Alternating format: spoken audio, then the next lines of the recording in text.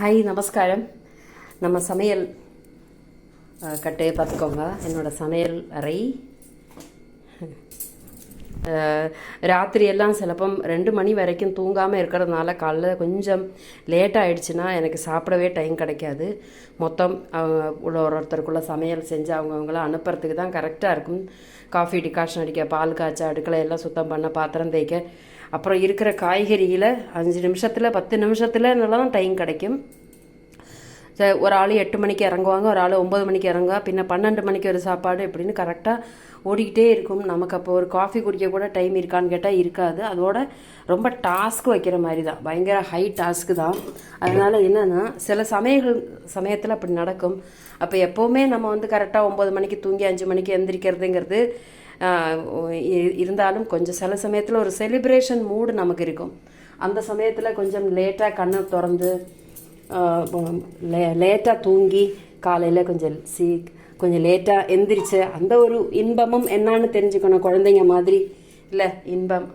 அப்போ நான் இன்றைக்கி இன்னது சமை அப்படின்னு சொல்லிட்டு நம்ம மார்க்கெட்டில் போய் சாமான் வாங்கின்னு சமைக்கிற மாதிரி இவ்வளோ தான் இருக்குது, இதில் ஏதாவது செய்யணும் அப்படிங்கிற ஒரு நெருக்கடி வரும். இப்போ நான் லேட்டாக எந்திரிச்சிட்டேன், இப்போ அதுக்காக என்ன செய்ய முடியும், யார்கிட்டையும் ஒன்றும் சொல்ல முடியாது என்ன சாமான் வேணும்னு சொல்லிட்டு. இப்போ இதுதான் சாமான் என் கண்ணு முன்னாடி இருக்குது, இதில் வச்சு நான் ஒரு சமையல் பண்ணணும். இதுதான் என்னோடய டாஸ்க்கு. அப்புறமா கொஞ்சம் சின்ன வெங்காயம் இருக்குது, இதுக்குள்ளார நான் என்ன செய்ய முடியுமோ அதை செய்யணும். பருப்பு இருக்குது, தேங்காய்கள் இருக்குது, மாங்காய் இருக்குது, பெருங்காயம் இருக்குது, தயிர் இருக்குது. இதெல்லாம் வச்சு நான் ஒரு சமையல் பண்ணணும். அப்போ காலையில் கோதுமை தோசை பண்ணி தக்காளி சட்னியும் அரைச்சி குழந்தைகளுக்கு கொடுத்தாச்சு. அடுத்தது இப்போ மாங்காயும் தேங்காயும் தயிரும் பெருங்காயம்லாம் வச்சு ஒரு சமையல் பண்ணோன்னா இதில் தேங்காயை அரைச்சி பச்சை மிளகாய் அரைச்சி விட்டு ஒரு புளிச்சேரி தயிர், நல்லா புளிச்ச தயிர் இருந்ததுன்னா புளிச்சேரி வைக்கலாம். இல்லை மாங்காய் இருக்குது, மாங்காயை பச்சை அந்த வரமிளகா, மாங்காய், கொஞ்சம் வெங்காயம், கொஞ்சம் தேங்காய், உப்பும் வச்சு ஒரு இடித்த சம்மந்தின்னு சொல்லுவோம். இடித்து இந்த முன்னாடியெல்லாம் மாங்காயை பார்த்தோன்னா வரமிளகாயை போட்டு சின்ன வெங்காயத்தை போட்டு இந்த குடலில் போட்டு இடிப்பாங்க, அந்த கொடக்கல்லில் போட்டு இடிப்பாங்க. அந்த மாதிரி இடிக்கல் இருந்ததுன்னா அதில் போட்டு இடித்து கொஞ்சம் மிளகாத்தூள், அதாவது கொஞ்சம் தேங்காய் எண்ணெயை விட்டு அதை சாதத்துக்கு தொட்டுக்கலாம். பழைய சாதம் இருந்ததுன்னா பழைய சாதத்துக்கு அது மாதிரி தொட்டுக்கலாம். எங்கிட்டையும் பழைய சாதம் இருக்குது. நான் மிக்கவாறு இந்த பழைய சாதம் எனக்கு மீந்தேன்னா மதியானத்தில் பிள்ளைங்க சாப்பிட வராதப்போ அந்த மாதிரி சாதம் மீந்து போகும். இதுலேயும் சின்ன வெங்காயத்தை போட்டு உப்பு தயிரெல்லாம் விட்டு காலையில் சாப்பாட்டுக்கு இது பதிலாக இதை சாப்பிட்டுக்கலாம். நம்ம கோதுமை தோசை நான் செஞ்சாச்சு. இப்போ நான் செய்ய போகிற வித்தைகளை பார்த்துக்கோங்க. ஃபாஸ்ட்டாக செய்யணும். வித்தின் ஒரு 2 hours தான் என் கையில் இருக்குது. மொத்தத்திலே தோசை, தக்காளி சட்னி, டிகாஷன் அடிக்கணும், காஃபி போடணும், அப்புறம் இந்த மாதிரி அடுக்களை எல்லாம் சுத்தம் பண்ணி வெங்காயத்தை உரிக்கணும். இதெல்லாம் செஞ்சு முடிச்சுட்டு நான் ஒரு 12 மணிக்கு கிருத்தியமாக 12 மணிக்கு நான் சாப்பாடு எங்கள் மாமனாருக்கு கொடுத்து அனுப்பினோம். அதான் டாஸ்க்கு. இப்போ நான் செய்தது எப்படின்னா, உள்ளியை உரித்து நம்ம சாம்பார் பருப்பு வேக வச்சு நான் ஒரு வெங்காய சாம்பார் வச்சேன். அதுக்கப்புறம் மாங்காய்கள் இருக்குது. இந்த மாங்காய்களை பார்த்தோன்னே எனக்கு பழைய நினப்பெல்லாம் வந்துருச்சு, ஊர் நினப்பு. அப்போ நல்ல ஒரு அந்த காலத்தில் அன்னக்கிளியே ஒன்றை தேடுது அப்படிங்கிற மாதிரி ஒரு பாட்டெல்லாம் பாடி அப்படி போகணும்னா எனக்கு அதுக்குள்ளே டைம் இல்லை. என்ன பண்ணுறது, கவிதையெல்லாம் ஒரு பக்கம் ஓரம் கட்டிட்டு பழைய காலத்து நினைவுகளை அசை போட்டுக்கிட்டு இப்போ டாஸ்க்கு அப்படின்னு சொல்லிட்டு மாங்காயை பொடியாக அரிஞ்சு மாங்காய் ஊறுகாய் போடணும் அப்படின்னா அதுக்கு பொடியாக அரியறதுக்கு நம்ம வீட்டில் இப்போ ஆள் இல்லை. நான் என்ன பண்ணேன், சரபரான்னு 4 பக்கமும் அரிஞ்சு அதை ஒரு மிக்சியில் போட்டு நல்லா பொடி பண்ணிவிட்டு அதுக்கப்புறம் 5-6 வரமிளகாயும் போட்டு 4 இந்த சின்ன வெங்காயம் உரித்து வச்சுருந்தேன் சாம்பாருக்கு. அதில் 4 வெங்காயத்தையும் தூக்கி போட்டு உப்பும் போட்டு ஒரு பிடி கருவேப்பிலை, நல்லா பச்சை கருவேப்பிலை கிடச்சிது, அது ஒரு பிடி போட்டு நல்லா மிக்சியில் நல்லா அரைச்சி எடுத்து நான் சட்டியில் கொஞ்சம் கடுகு தாளித்து அதில் போட்டுடலாம் அப்படின்னு முடிவு பண்ணின்னு செய்திருக்கேன். அப்புறம் இந்த சம்மந்தி உங்களுக்கு வெரைட்டியாக 3 டைப்பில் பண்ணலாம். நம்ம சாதாரண தேங்காய் நிறையா போட்டு அதில் 2 மாங்காய் கீத்து, தேங்காய் ஒரு பிடி தேங்காய் போட்டு 2 மாங்காய் கீத்து இருக்குது அப்படின்னா, அப்போ இந்த ஒரு துண்டு மாங்காய் தான் இருக்குது உங்கள்கிட்ட, நிறைய மாங்காய் இல்லை அப்படின்னு சொன்னால் என்ன செய்யலாம், இதில் 2 மாங்காய் கீத்து தான் வரும். அப்போ நம்ம ஒரு பிடி தேங்காய், 4 வரமிளகா, இந்த 2 மாங்காய் கீத்தும் போட்டு உப்பு போட்டு 2 சின்ன வெங்காயத்தையும் வச்சு நல்லா அரைச்சோம்னா அது ஒரு தேங்காய் சட்னி மாதிரி வரும். அது ஒரு இந்த புளிப்பு நம்ம போடுவோம் இல்லையா, புளிக்கு பதிலாக மாங்காய் போட்டு அப்போ ஒரு தேங்காய் துவையல் மாதிரி ஒரு டேஸ்ட்டு வரும். இன்னொன்று நம்ம வெங்காயத்தும் மிளகா வத்தல் மாங்காய் மட்டும் அரைச்சோன்னா அது ஒரு தக்காளி சட்னியோட டேஸ்ட்டுக்கு போகும். அடுத்தது நான் வந்து பெருங்காயத்தூள், வெந்தயத்தூள், கடுகு நல்லெண்ணெயில் தாளித்து கொட்டி ஒரு துண்டு வெல்லம் போட்டு இறக்கினா அது மாங்காய் தொக்கு ஸ்டைலுக்கு போகும். அப்போ கருவேப்பிலை நிறைய போட்டு நம்ம வரமிளகாயில் ஒரு பிடி தேங்காய், கருவேப்பிலை, உப்பு, 2 மாங்காய் கீத்தும் வச்சு அரைச்சோம்னா அது கருவேப்பிலை துவையலாக போகும். ஸோ புளிக்கு பதிலாக நம்ம மாங்காய் யூஸ் பண்ணுறோம், அவ்வளோதான். அப்போ மாங்காயை மட்டும் நிறைய இடித்து அதில் வரமிளகா போட்டு உப்பு போட்டால் அது மாங்காய். அல்லாமல் தேங்காயை பிரதானமாக வச்சு 2 கீத்து மாங்காய் போட்டு அரைச்சோம்னா அது ஒரு தேங்காய் சட்னி. வெங்காயத்தையும் வரமிளகாயும் மாங்காய் நிறையா போட்டு அரைச்சோம்னா அது ஒரு தக்காளிக்கு பதிலாக நம்ம மாங்காயை யூஸ் பண்ணுற மாதிரி. இப்போ அது என்னது, தக்காளி சட்னி. ஸோ நான் வந்து இப்போ வந்து நான் அரைச்சிருக்கேன் தக்காளி சட்னி. இந்த மாங்காய் நான் செஞ்ச மாங்காயை பாருங்கள். இப்போ நான் மாங்காயை 2 மாங்காய் எடுத்துக்கிட்டேன் அர்ஜென்ட்டுக்கு. எடுத்துக்கிட்டு 4 வெங்காயத்தையும் போட்டு வரமிளகா போட்டு நல்லா இடித்து, தேங்காய் ஒன்றும் போடலை, கருவேப்பிலை போட்டேன், அரைச்சிட்டு போட்டோன்னே இது தக்காளி சட்னியோட லுக் இருக்குது.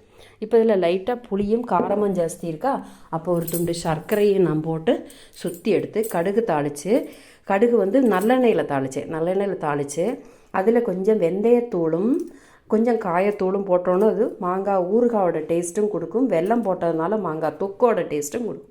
இப்போ மாங்காய் தொக்கு எப்படி பண்ணுவோன்னா, இது இப்போ வந்து ஒட்டு மாங்காய் கிடச்சிதுன்னா இது வந்து நல்ல மாம்பழம். இது மாம்பழம் ஆச்சுன்னா அது ஒரு சின்ன கொட்டை மாம்பழம், கொட்டை பெருசாக இருக்கும். இது மாம்பழத்தை இதில் மாம்பழம் கூட்டான்னு சொல்லிட்டு கேரளாவில் வைப்பாங்க, அது ரொம்ப சூப்பராக இருக்கும். ஸோ இது ஆனால் பழுக்கலை, மாங்காய் தானே இருக்குப்பா. அதனால் நான் என்ன பண்ணேன்னா இப்போ அது வெல்லத்தை போட்டு இறக்கியாச்சு. அப்போ அது மாங்காய் தொக்கு, தக்காளி சட்னி, என்ன வேணால் சொல்லலாம். இது ஒரு பண்ணை டேஸ்ட்டாக வரும். So these are the varieties of மாங்காய் சட்னிஸ் பிஃபோர் அஸ். அப்போ அர்ஜென்ட்டுக்கு செய்கிறப்போ செஞ்சு அந்த டாஸ்க்கை வித்தின் டைமுக்குள்ளே முடிக்கிறப்போ நம்மளை ஒரு பெரிய சாதனையாளர் தெரிவாங்க. நம்மளை சொந்தமாகவே தோளில் தட்டிக்கலாம். மற்றவங்களுக்கு நல்ல சமையலை செஞ்சு கொடுத்து நம்ம மிச்சம் மீதியை சாப்பிட்றது தான் நம்மளுடைய சிறப்புங்கிறது. என்ன இருந்தாலும் அம்மா செய்த தியாகம், பாட்டி செய்த தியாகம் இன்றைக்கி நம்ம செய்ய வேண்டியதாக இருக்குது. மற்றவங்களுக்கு நல்ல சமையல் கொடுத்துட்டு சபாஷுன்னு சொல்ல மாட்டாங்க, என்ன செய்தாலும் சபாஷ் சொல்ல மாட்டாங்க. இருந்தாலும் அவங்க முகம் சுளிக்காமல் இருக்கிறதுக்கு இப்போ காலையில் பழைய சாதம் தான் இருக்குது சாப்பிட்றீங்களான்னு கேட்டால் மூஞ்ச சுளிப்பாங்க. அப்போ அதுக்கு நமக்கு ஜோடனை பண்ணி கொடுக்கணும். இப்போ நான் மாங்காய் சம்மந்தி இருக்கா, இது நான் அதில் வந்து கொஞ்சம் தயிரையும் விட்டு உப்பும் போட்டு நெவடி 2 அந்த மாங்காய் சம்மந்தியும் தொட்டுவிட்டு சாப்பிட்லாம், சுகமாக சாப்பிட்லாம், நல்லாயிருக்கும். இது நான் தான் இதோட காலை உணவு இது தான் இனிமேல் எனக்கு. ஸோ தொடர்ந்து நான் வெங்காய சாம்பாரும் மாங்காய் சட்னியும் அரைச்ச வீடியோ சேர்த்துருக்கேன், அதையும் கூட சேர்த்து என்ஜாய் பண்ணுங்கள். ப்ளீஸ் சப்போர்ட் பண்ணுங்கள். சித்ரா வ்ளாக்ஸுக்கு சப்ஸ்கிரைப் பண்ணுங்கள். எல்லாருக்கும் நமஸ்காரம். ஒரு சமையல் வீடியோட்டு தான் வந்திருக்கேன். ஒரு வெங்காய சாம்பார், இப்போ காய்கறி இல்லாமல் வெறும் வெங்காய சாம்பார் வைக்கிறது எப்படின்னு. இந்த மாதிரி சின்ன வெங்காயம் ஒரு கைப்பிடி அளவுக்கு உரித்து வச்சுக்கோங்க. அடுத்தது புளி, ஒரு எலுமிச்சம்பழம் அளவு புளி எடுத்து பிழிஞ்சு வச்சுக்கணும். பின்ன ஒரு கைப்பிடி அளவு பருப்பு குக்கரில் இப்படி வேகிச்சு வைக்கணும், நல்லா வெண்ணெய் போல் வேகிச்சு வைக்கணும். இதெல்லாம் ரெடி ஆகிடுச்சுன்னா தேங்காய் கொஞ்சம் திருவிக்கணும். அதில் மல்லி, மிளகா, வெந்தயம், கடலைப்பருப்பு, கருவேப்பிலை, பருப்பு இது நல்லா வெந்து குழையணும்.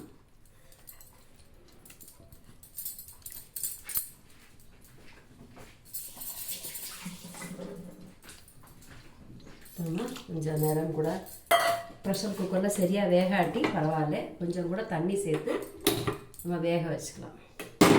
அதுக்கடையில் தேங்காய் கொஞ்சம் திருகி ரெடி பண்ணிக்கணும். தேங்காய் வறுத்தரைச்சா ரொம்ப டேஸ்டியாக இருக்கும், அதனால் தேங்காய் திருவிக்கலாம்.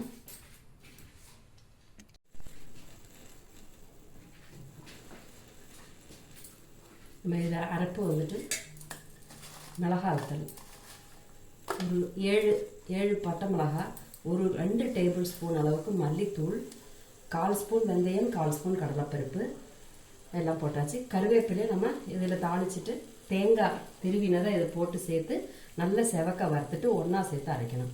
மிளகாய் வத்தல், மல்லி பொடி தான் இருந்தது, அதனால் மல்லிப்பொடி, இவ்வளோ பெரிய காயம் பொரித்து இந்த அளவுக்கு காயம் போட்டிருக்கேன். அது பொரிஞ்சு இவ்வளோ தூரம் வந்திருக்கு. இது நல்லா கொஞ்சம் கூட பொரியணும். பொரிஞ்சு இது தேங்காய் கூட வறுத்து இது கூட சேர்த்து நம்ம நல்லா நைஸாக அரைக்கணும். இதான் மசாலா தான் மெயின். இதில் நாங்கள் பருப்பும் ஒரு உருளைக்கிழங்கு கட் பண்ணதும் கூட சேர்த்து வேக போட்டிருக்கேன். அப்போ இது தேங்காய் கூட சேர்த்து வறுத்துக்கலாம்.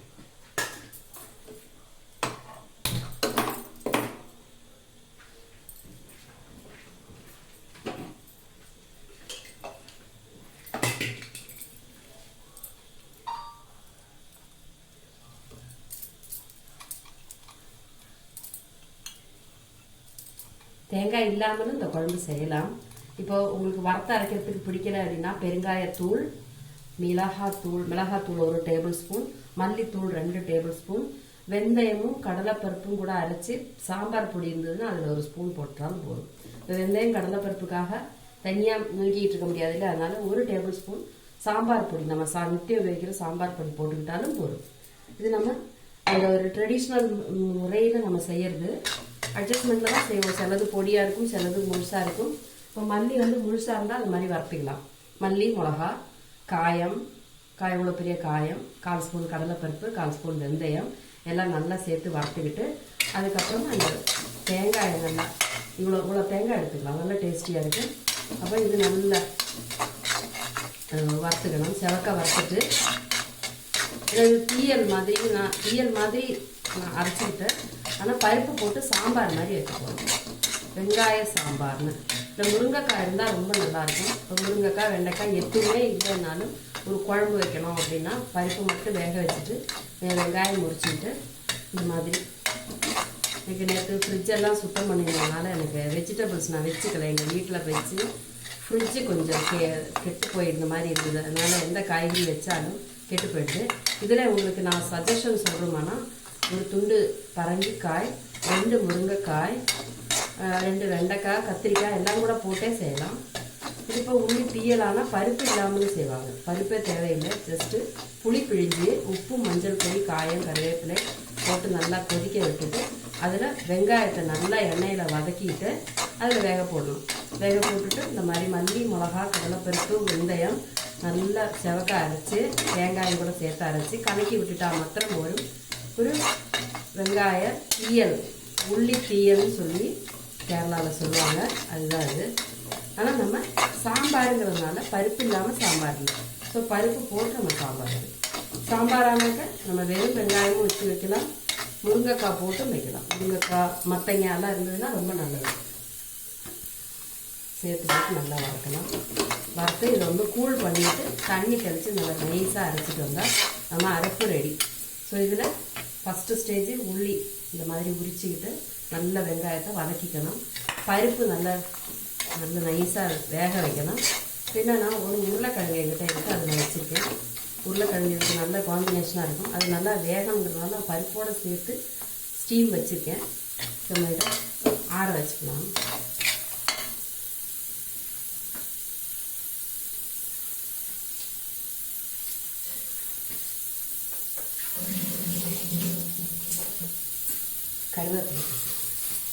கருவேப்பிலை ரொம்ப நல்ல பொருள், அயன் சத்து நிறைஞ்சது கருவேப்பிலை. அதனால் எதுலெல்லாம் சேர்க்க முடியுமோ அதெல்லாம் சேர்த்துக்கிட்டா வயிற்றுக்கு மட்டும் எல்லாம் நரம்புகளுக்கு நல்ல பலம் கொடுக்கும். கண்ணுக்கு ரொம்ப நல்லது. ரத்த ஓட்டத்தை பெருக்கி ஹிருதயத்தில் இருக்கிற கொழுப்புகளெல்லாம் குறைச்சி பேன்க்ரியாஸு, லிவர் எல்லாத்தையுமே நார்மல் ஆக்கி கிட்னி ஃபில்ட்ரேஷனே சுகமாக மாற்றக்கூடிய ஒரு கெப்பாசிட்டி நம்ம கருவேப்பிலைக்கு இருக்குது.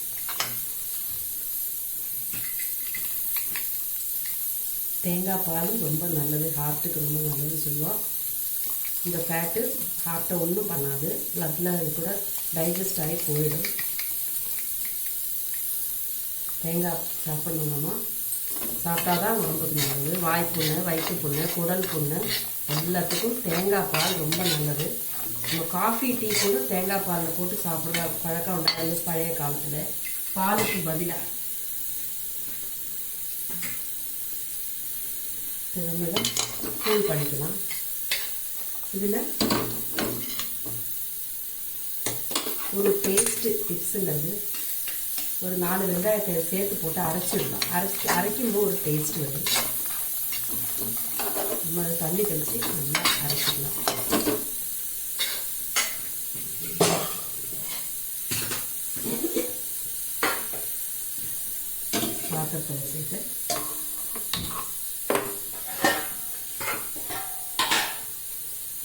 புளி வெல்லம்.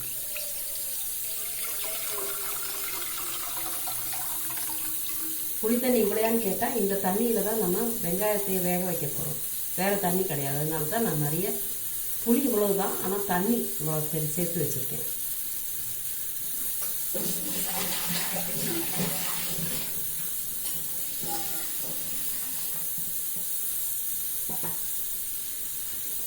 இதில் நம்ம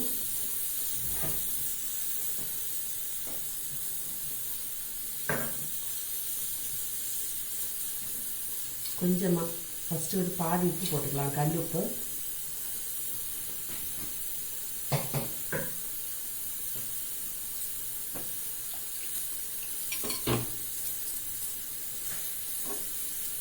மஞ்சள் தூள் ஒரு 1/4 ஸ்பூன் போட்டுக்கோங்க.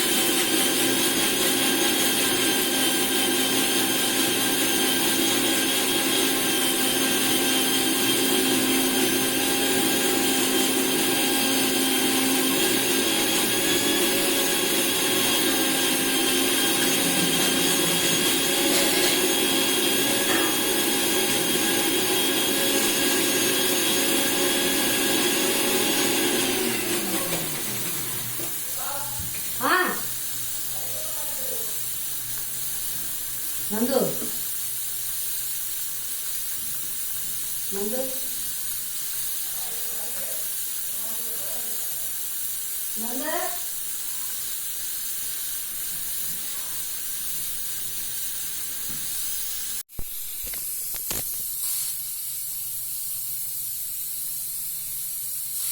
சரி, இப்போ நம்ம புளித்தண்ணி, மஞ்சள் பொடி போட்டு உப்பும் போட்டு கொதிக்க வைக்கணும். இனிப்போ எல்லாம் mixing stage. Once things are ready, நம்ம அப்படியே மிக்ஸ் பண்ணிக்கலாம். நம்ம மசாலா அரைச்சிட்டு வந்தாச்சு. பருப்பு வெந்து இங்கே ப்ரெஷர் குக்கரில் ஆஃப் பண்ணியாச்சு. இதோட ஸ்டீம் போனதுக்கப்புறம் இதை ஓப்பன் பண்ணி இந்த பருப்பு உருளைக்கிழங்கு வெந்திருக்கிறதும் சேர்த்து எடுத்துக்கலாம். ஏன்னா எல்லாம் நல்லா வெந்தால் மட்டும்தான் டேஸ்டியாக இருக்கும். இப்போ இதில் நம்ம புளி தண்ணி, இவ்வளோ புளி எடுத்து நல்லா ஊற வச்சு தண்ணி நிறைய சேர்த்து நான் வெந்திருக்கேன். ஏன்னா இந்த தண்ணி தான் இந்த சாம்பாரோட குவான்டிட்டி. இது வந்து கொதிக்கட்டும்.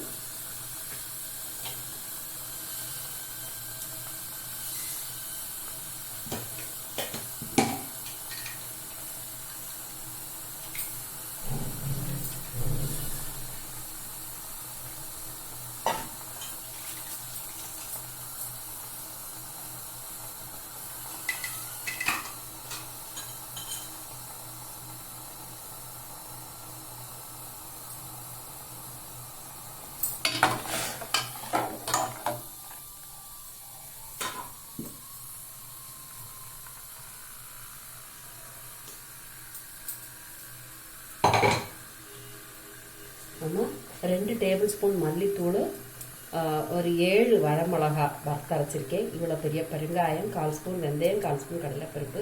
நீ இதில் கொஞ்சம் 1/4 ஸ்பூனு நான் வந்து மிளகு தூளும் கூட சேர்ப்பேன். அந்த மிளகு தூள் கூட சேர்க்கும்போது தான் நல்லா காரசாரமாக இருக்கும். இது சாப்பிடும்போது நமக்கு பைல்ஸு, அந்த மாதிரி கான்ஸ்டிபேஷன் ப்ராப்ளம் உள்ளவங்களுக்கு, குடல் வாயில் புண்ணு உள்ளவங்களுக்கு எல்லாம் நல்லது. வெங்காயம் வந்து ஜுரத்தை போக்கக்கூடியது, நல்ல டேஸ்ட்டு கொடுக்கக்கூடியது. இப்படி செய்யும்போது 2-3 நாள் இல்லை 1 வாரம் வரைக்கும் இந்த சாம்பார் கெட்டு போகாமல் இருக்கும். நம்ம அந்த வெங்காயம் எவ்வளோ சேர்க்குறோமோ அவ்வளோ இதில் அயன் சத்தும், நிறைய வேதிப்பொருட்கள், அதான் சொல்லுவாங்கள்ல இந்த இதில் என்சைம்ஸ் அது மாதிரிலாம் சொல்லுவாங்க இல்லையா, அந்த இதில் வந்து நிறைய வேதிப்பொருட்கள் இதுக்கு தனியாகவே ஒரு கிளாஸ் எடுக்கலாம். அந்த அளவுக்கு வெங்காயத்தில் சத்துகள் இருக்குது. ஸோ நம்ம வெங்காய சாம்பாரில் முதல்படி சின்ன வெங்காயம் ரொம்ப மருத்துவ குணங்கள் உள்ளது, கருவேப்பிலையும் மருத்துவ குணங்கள் நிறைய உள்ளது, தேங்காய் அது மாதிரி தான். ஸோ நம்ம வறுத்து அரைச்சி செய்யும்போது அதோட ஒரு ஸ்மெல்லே ஒரு தனி ஸ்மெல்லு, நல்ல அருமையான ஸ்மெல்லாக இருக்கும். தேங்காய் எண்ணெயில் வறுத்து செய்யும்போது ரொம்ப டேஸ்ட்டு கூடுதலாக இருக்கும். நம்ம அம்மியில் அரைச்ச ஒரு எஃபெக்ட் கிடைக்கிறது இந்த உள்ளி சாம்பார். இப்படி தான் பொடிகள் மட்டும் ஆனாலும் 1 டேபிள் ஸ்பூன் சாம்பார் பொடி, 1 டேபிள் ஸ்பூன் மிளகாத்தூள், 2 டேபிள் ஸ்பூன் மல்லித்தூள், 1/4 ஸ்பூனு மிளகுத்தூள், 1/4 ஸ்பூனு எல்லாம் அந்த கடலைப்பருப்பும் வெந்தயத்துக்கும் பதிலாக தான் நம்ம சாம்பார் பொடி சேர்க்குறோம். ஸோ அதில் ஒரு 1/2 ஸ்பூன் சாம்பார் பொடியும் இல்லைன்னா 1 ஸ்பூன் சாம்பார் பொடி சேர்த்துக்கிட்டாலும் பிரச்சனை இல்லை. மசாலா இதுக்கு நல்ல டேஸ்ட்டாக கொடுக்குறது மசாலா தான். நம்ம புளி தண்ணி வெங்காயத்தை போட்டு வேக வச்சுருக்கோம், கருவேப்பிலையும் போட்டிருக்கோம். நம்ம பெருங்காயம் நிறையவே சேர்த்துருக்கோம் வறுத்து அரைக்கிறதுக்காக. அதனால நம்ம இதில் தனியாக பெருங்காயம் சேர்த்துக்கலை. நம்ம வறுத்து அரைக்கும் போதே இவ்வளோ பெருங்காயம் நான் போட்டுட்டேன். அதனால் அல்லாட்டினா இதில் கொஞ்சம் பெருங்காயம், பருப்பு வேக வைக்கிறதுல கொஞ்சம் பெருங்காயம், அப்படியே 3மே நான் போடுவேன் சின்ன சின்னதாக அளவுக்காக. நான் இப்போ மொத்தத்தில் வறுத்து அரைச்சதுனால நான் எதுலேயுமே வேறு பெருங்காயம் சேர்க்கலை. பெருங்காயம் நமக்கு கேஸு, கை கால் முட்டு வலிக்கெல்லாம் ரொம்ப நல்லது.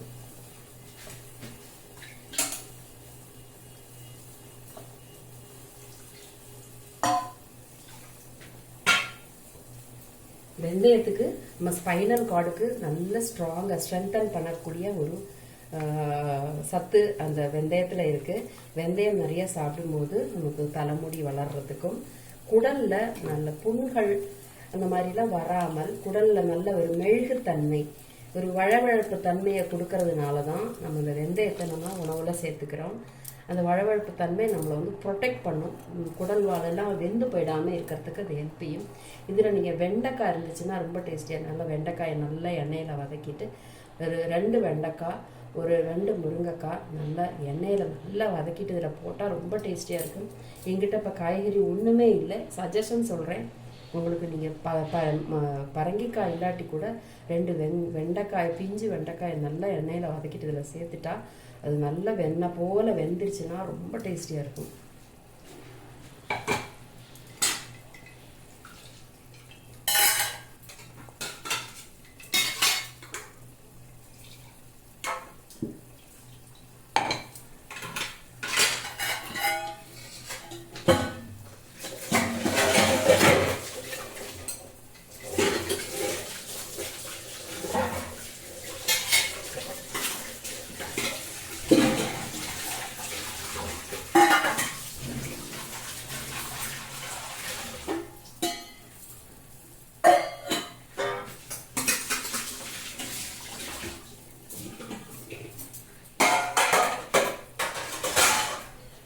அப்போ பாத்திரங்களை கழுகி கமுத்திட்டோம்னா அந்த கவுண்டர் டாப் கொஞ்சம் ஃப்ரீயாக இருக்கும். இல்லாட்டினா நமக்கு வேலை ஒன்றும் புரியாது. ஸோ சமைச்சு முடிக்கும்போது இந்த அரைச்ச பாத்திரம், கரைச்ச பாத்திரம், தேங்காய் திருவின பாத்திரம், மிக்சி இது எல்லாத்தையும் கழுகி நம்ம இடத்த க்ளீன் பண்ணிகிட்டே இருந்தோம்னா நமக்கு ஞாபக சக்தி கூடும். இல்லாட்டினா போட்டபடி இருக்கும், நமக்கு ஒரு மாதிரி பிரச்சனையாக இருக்கும். அப்போ க்ளீனிங் ரொம்ப முக்கியம். சைட் பை சைடு க்ளீனிங்கும் பண்ணிக்கணும், இல்லைன்னா டென்ஷன் ஆகிடும் ரொம்ப.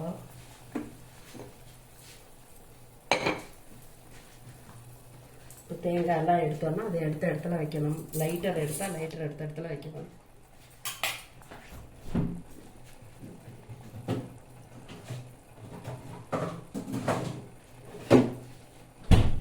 இப்போ இது நல்லா வேகட்டும். நம்ம ப்ரெஷர் குக்கரில் பருப்பு வெந்தாச்சா, நான் ஆல்ரெடி வச்சேன் பருப்பு, ஆனால் அது வெந்துச்சான்னு தெரியாமலே நான் என்ன பண்ணிட்டேன், என்னோடய ப்ரெஷர் குக்கரில் விசில் சரியாக ஒர்க் ஆகலை. அதனால நான் கரிஞ்சிடக்கூடாதுங்கிறத ஆஃப் பண்ணிட்டேன். அது வேவு குறவாக இருந்தது. நான் 2வது உருளைக்கிழங்கு கூட சேர்த்து போட்டு நல்லா வேக வச்சுட்டேன். ஏன்னா இது வேகுதல் ரொம்ப முக்கியம். நல்ல வெண்ணெய் போல் பருப்பு வெந்திருந்தால் மட்டும்தான் நல்லாயிருக்கும். பாதி வெந்த பருப்பை அரைச்சி விட்டாலும் டேஸ்ட் இருக்காது. இதை நம்ம லாஸ்ட்டு சேர்த்துக்கலாம். இப்போ இது நம்ம புளி தண்ணி கொதிக்க தொடங்கியாச்சு. மசாலா அரைச்சி வச்சதை சேர்த்துக்கலாம். நல்ல தேங்காய், 1 மூடி தேங்காய் வறுத்து செவக்கனை வறுக்கணும். நல்ல செவக்கனை வறுத்துட்டு அதில் பெருங்காயம்லாம் கரெக்டாக வறுத்து பொடி பண்ணிக்கிட்டு அரைச்சி வச்சது மசாலா ரொம்ப மணமாக இருக்கும். இதெல்லாம் ஸ்டெப்பு கரெக்டாக வந்ததுன்னா குழம்பு சூப்பராக இருக்கும். இப்போ வெந்தயம் ஒரு 1/4 ஸ்பூனுங்கிற இடத்துல 2 வெந்தயம் கூடுதல் ஆனாலும் ஒன்றும் பிரச்சனை இல்லை, நல்ல வாசனையை தான் கொடுக்கும். கொஞ்சம் வழவழப்பு தன்மை இருக்கும் சாம்பாரில், அது கொதிக்கும்போது சரியாயிடும். அம்மி கழுகிற மாதிரி நம்ம மிக்சியையும் தட்டத்தையெல்லாம் கழுகி இதில் விட்டுக்கலாம். அவ்வளோ வேஸ்ட் ஆக்கக்கூடாது அப்படின்னு சொல்லி சொல்லி சொல்லி தான் நம்ம எல்லோரும் வளர்த்திருக்காங்க.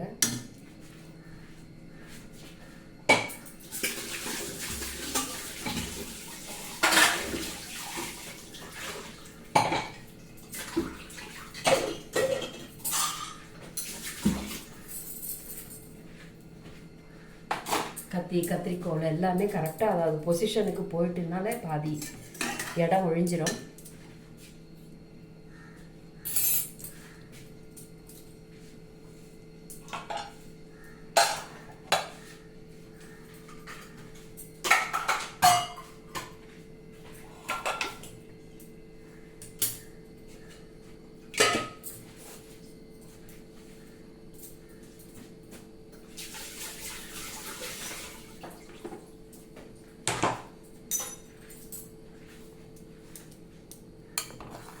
இது நம்ம பருப்பு ஃபஸ்ட்டே போடலாமே அப்படின்னு கேட்டால், இப்படி நம்ம விடும்போது பருப்பு சிலப்போ அடியில் பிடிக்கிறதுக்கு சான்ஸ் இருக்குது.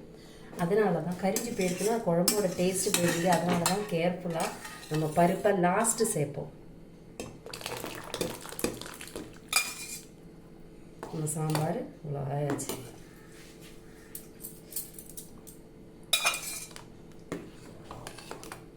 நம்ம உப்பு புளித்தண்ணியில் போட்டிருக்கோம், இருந்தாலும் பரிசோதிக்கலாம். உப்பு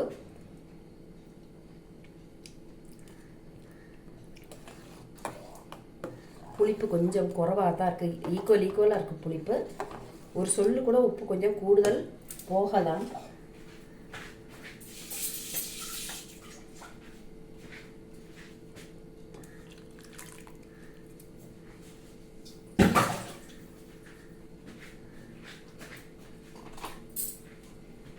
பச்சை மாங்காய்ங்கிறது கொலஸ்ட்ரால் நம்ம உடம்புல கம்மி பண்ணுறதுக்குள்ள ஒரு நல்ல ஒரு காய்கறி. அதனால் பச்சை மாங்காய் அதிகம் யூஸ் பண்ணி குழம்பெல்லாம் முன்னாடி காலத்தில் நிறைய வச்சுக்கிட்டு இருந்தா. பச்சை மாங்காய் அவியல் மாதிரி பண்ணிடுறது, குழம்புல கண்ணமாக அரிஞ்சு போட்டுக்கிறதெல்லாம் செய்தால் கொலஸ்ட்ரால் நம்ம உடம்புல குறைஞ்சிரும். இதில் நிறைய என்சைம்ஸ் இருக்குது. தைராய்டு, பிபி, சுகரு, கொலஸ்ட்ரால் ஒரு வகையும் வராது. இந்த மாங்காய்கள் நம்ம அளவோடு சேர்த்துக்கணும். அதனால தான் முன்னாடி காலத்தில் மாங்காய் போட்டு குழம்பு வைப்பாங்க. நானும் இப்போ எனக்கு பச்சை மாங்காய் கிடச்சிது, அதனால் கிடைச்ச காய்கறியில் வச்சு குழம்பு வைக்கிறதான் பழைய காலத்தில் நம்ம சொல்லி கொடுத்துருக்காங்க. இப்போ முன்னாடி எல்லாம் பார்த்திங்கன்னா மாங்காய், முருங்கைக்கீரை எல்லாமே நம்மளுடைய தோட்டத்துலேருந்து கிடைக்கும். ஸோ அதுக்கு அந்த மாதிரி தான் நம்மளுடைய வீட்டில் சமையலும் அதை டிபெண்ட் பண்ணி தான் இருக்கும். இப்போ நம்ம இந்த ஊரில் வரும்போது, வேறு ஊரில் வரும்போது நம்ம மார்க்கெட்டில் போய் தேவைங்கிற காய்கறி எல்லாம் வாங்கிக்கலாம். இருந்தாலும் அந்த காலம் அப்படிங்கிறது அந்த காலம்தான். அப்போ எல்லாம் மாங்காய், முருங்கைக்கீரை அந்த மாதிரி சாம்பார் தான் அதிகம் வைப்போம். இப்போ நான் மாங்காய் போட்டிருக்கேன். இந்த குழம்பு இப்போ கொதிக்கும் போது இந்த மாங்காயும் சேர்ந்து வெந்துக்கும்.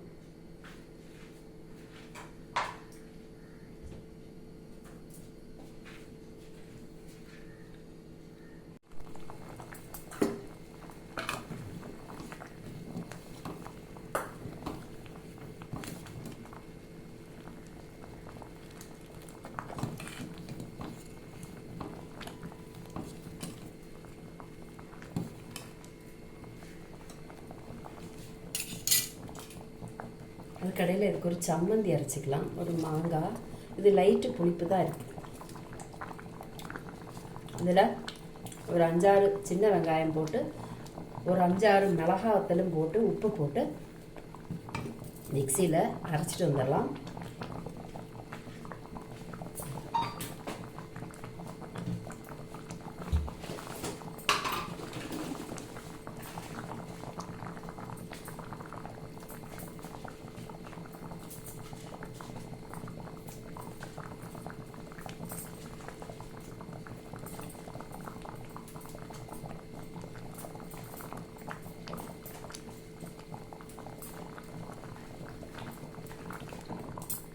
2 நான் வந்து நிறையாவே மிளகா சேர்த்துருக்கேன், நல்லா புளிப்பும் அதுக்கு தகுந்த காரம் வேணும்.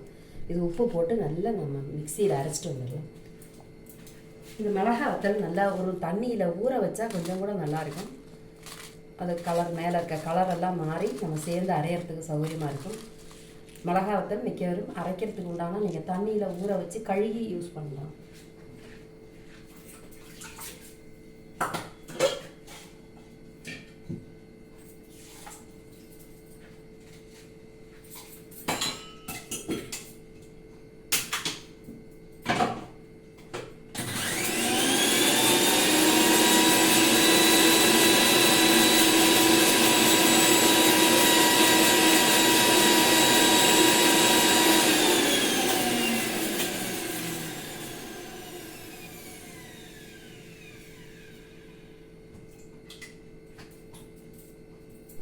ഹായ് നമസ്കാരം.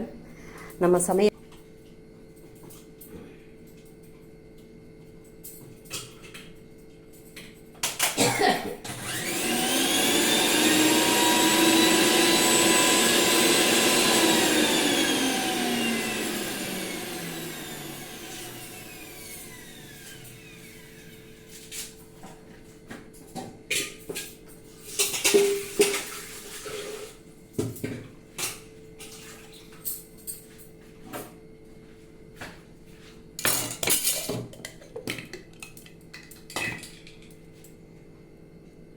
மிளகா இப்படி அரைச்சிருக்கேன். இதில் நம்ம பச்சை கருவேப்பிலை, ஒரு கொத்து கருவேப்பிலை போட்டுக்கலாம். கருவேப்பிலை ரொம்ப நல்லது உடம்புக்கு, அதனால் கருவேப்பிலை கிடைக்கிறப்போ ஃப்ரெஷ்ஷாக இது மாதிரி துவையல் அரைச்சி வச்சுக்கலாம்.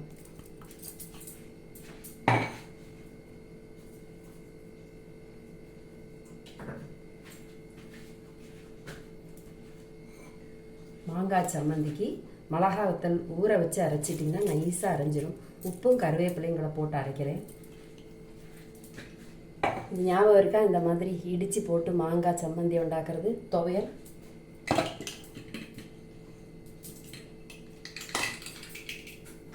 அது நம்ம வெங்காயமும் பச்சை மாங்காயம் கூட சேர்த்து அரைச்சிக்கலாம்.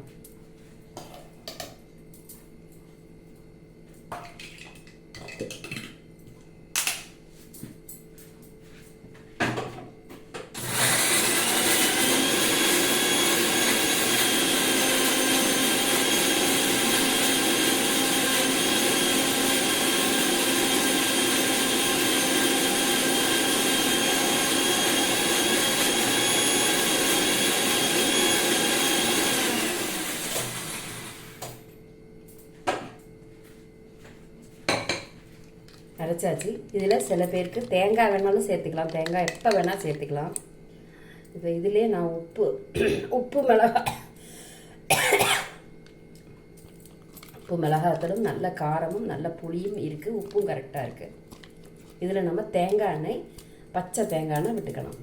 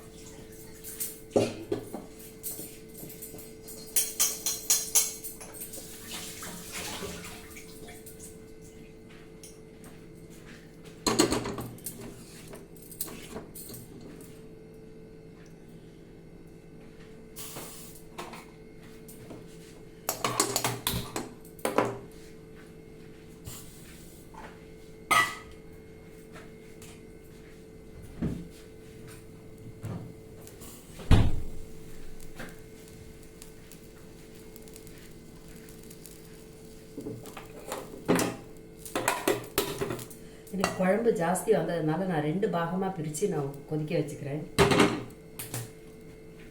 இப்போ இதில் நம்ம கடுகு தாளிக்கலாம். இந்த குழம்புக்கும் மாங்காய்க்கும் கூட கடுகு தாளிக்கலாம்.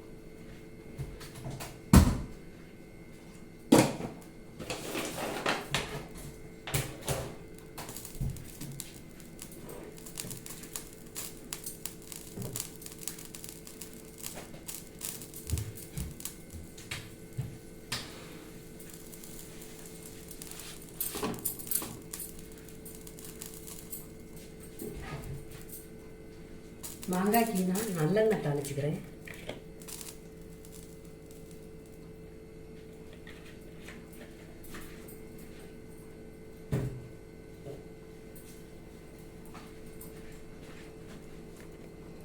கடுகு, காயம் எல்லாம் போட்டு நம்ம தாளிச்சுக்கலாம்.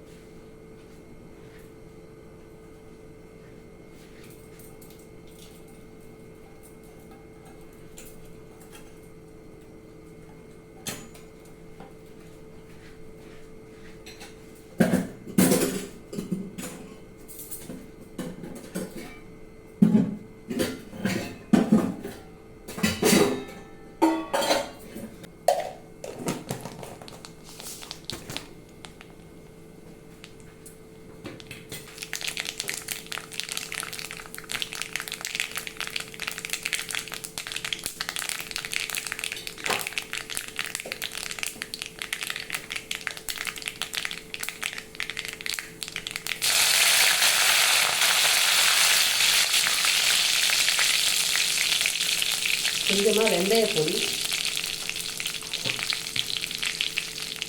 கொஞ்சம் காயப்பொடி,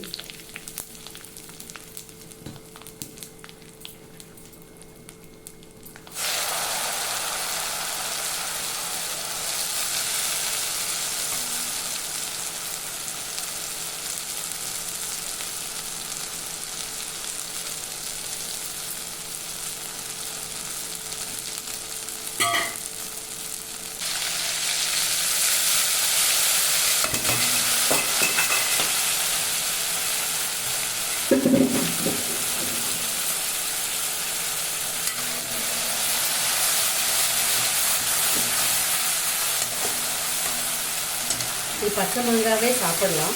ஆனால் அப்படி தீராது அப்படின்னு ஒரு டவுட் இருந்ததுன்னா இந்த மாதிரி கடுகுலையே கொஞ்சம் சூடாக்கிட்டு ஒரு துள்ளி வெல்லமும் போட்டு வச்சுட்டோன்னா சூடாக கெட்டு போகாமல் இருக்கும். அதுக்காக தான் நான் இப்படி செய்கிறேன். ஏன்னா வீட்டில் வந்து இந்த மாங்காய் சம்மந்தி ஒரு நாளையில் தீராது. அதனால தான் நான் இப்படி பண்ணிக்கிறேன். இல்லாட்டினா நீங்கள் மாங்காய் சம்மந்தி அப்படியே அரைச்சிட்டு கூட தயிர் சாதத்துக்கு எல்லாருமா ஆளுக்கு கொஞ்சம் கொஞ்சமாக தொட்டு தின்னுக்கலாம்.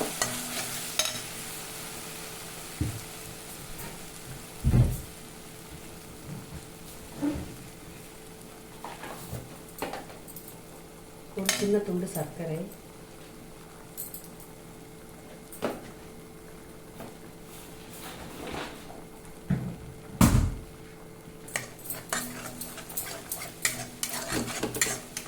அவ்வளோதான்.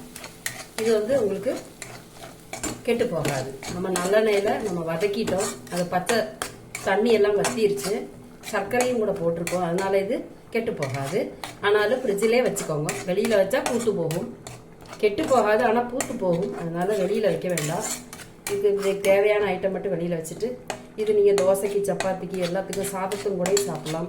ரொம்ப டேஸ்டியாக இருக்கும். பச்சை மாங்காய் சம்மந்தி அண்டு வெங்காய சாம்பார் ரெடி. தேங்க்யூ.